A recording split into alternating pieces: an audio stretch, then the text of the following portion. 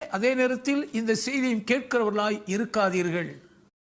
You can only receive a touch from the Almighty God when you are connected with Him in the Spirit. ஆவியிலே முழு மனதோடு அவரோடு கூட நீங்கள் இணைந்திருக்கும் போது மட்டும்தான் உண்மையான தேவனுடைய தொடுதலை நீங்கள் பெற்று அற்புதம் பெற முடியும். So many people miss the touch and the power of God because they come and just join at the last minute. கடைசி நிமிடத்திலே வந்து சேர்ந்து கொள்ளுகிற ஒரே காரணத்தின் நிமித்தம் அநேக மக்கள் தங்கள் வாழ்க்கையிலே தேவனுடைய அற்புதமான தொடுதலையும் தெய்வீக வல்லமை வெளிப்படுவதையும் தவறவிட்டு விடுகிறார்கள். The Lord Jesus said in His word, கர்த்தராகிய இயேசுவானவர் தம்முடைய வார்த்தையில் சொன்னார், hear and be healed. நீங்கள் கேட்டு சுகமடையுங்கள். Hear the word of God and be healed. தேவனுடைய வார்த்தையை கேளுங்கள், சுகம் பெற்றுக் கொள்ளுங்கள். So that's very important principle. ஆகவே அது மிக இன்றியமையாத ஒரு கோட்பாடாகும். So put away all other works ஆகவே மற்ற எல்லா வேலைகளையும் ஒதுக்கி வைத்து விடுங்கள். and be undivided. உங்களுடைய மனம் எங்கும் சிதற விடாதீர்கள். Shall we pray? ஜெபிப்போமா?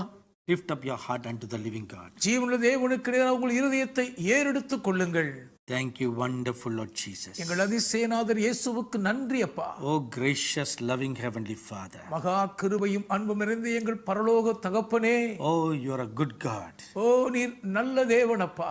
We lift up your holy name. உம்முடைய பரிசுத்தமான நாமத்தை நாங்கள் உயர்த்துகிறோம். We magnify your holy name. உம்முடைய பரிசுத்த திருநாமத்தை மேன்மைப்படுத்துகிறோம் ஐயா. Because you are a good God. நீர் நல்ல தேவனாக இருக்கிறபடியால். Oh, thank you Lord Jesus. எங்கள் ஆண்டவராகிய இயேசுவே உமக்கு நன்றி சொல்லுகிறோம். Your word says உம்முடைய வார்த்தை சொல்லுகிறதே, that your name Jesus is lifted up before all names. இயேசு என்னும் உம்முடைய திருநாமம் எல்லா நாமங்களுக்கும் மேலாக உயர்த்தப்பட்டிருக்கிறதே. Your name is lifted high up above all of the names. உம்முடைய திருநாமம் மற்ற எல்லா நாமங்களுக்கும் மேலாக மிகவும் உன்னதமாய் உயர்த்தப்பட்டிருக்கிறதப்பா. Above every name on this earth. இந்த பூமியில் இருக்கிற எல்லா நாமங்களுக்கும் மேலாக. Above every name in heaven. வானத்தில் இருக்கிற எல்லா நாமங்களுக்கும் மேலாக. That is why the word of God says, அதனால் தான் தேவனுடைய வார்த்தை சொல்லுகிறது, at the name of Jesus இயேசுவின் நாமத்திலே everything in heaven must bow. வானத்தில் இருக்கிற எல்லாம் பணிய வேண்டும்.